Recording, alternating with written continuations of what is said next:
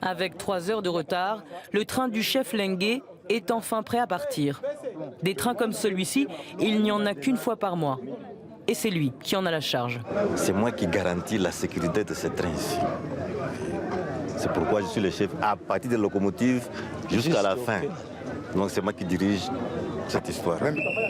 Une histoire qui va durer 30 jours pour un trajet de 1500 km. Départ Lubumbashi, arrivée Kindu.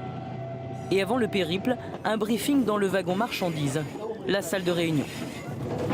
Nous ne sommes pas venus ici pour fainéanter, pour faire du n'importe quoi. La mission essentielle, c'est renflouer les caisses de la société. Renflouer les caisses de la société, donc.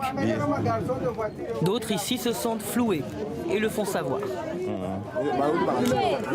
Les Blancs, venez filmer, regardez. Regardez la couchette ici. Tu vois ça? Une couchette qu'on paye 100 000 francs, 100 $. Une couchette pourrie comme ça. Calmez-vous. Pourquoi vous faites ça? Vous découvrez ça maintenant? Vous nous faites honte. Comment les gens peuvent payer autant d'argent pour des conditions de voyage terribles comme ça? Qu'est-ce qu'on appelle autant d'argent? C'est le masse à 1000 €. Les conditions sont pas mauvaises?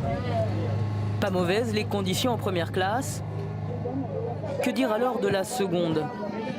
Des usagers qui voyageront des jours et des nuits dans les couloirs, dans des compartiments surchargés. Ici, même les toilettes sont occupées. Nous souffrons. Malgré tout l'argent que nous payons, le trajet de Lubumbashi-Kindu dure 1 mois. Nous voyageons dans des conditions difficiles comme des cochons. Le Katanga est très riche, mais nous, les Katangais, on voyage dans de mauvaises conditions. Les wagons datent d'un autre âge. Idem pour les locomotives. D'ailleurs, au bout d'1 heure de trajet, le train s'arrête subitement. Qu'est-ce qui se passe? Le moteur est en surchauffe, au bout de 40 km seulement. Il y a toujours des problèmes qui surgissent pendant notre marche. De la résignation et surtout beaucoup d'abnégation. Les pannes, la voie en très mauvais état, la lenteur du trajet.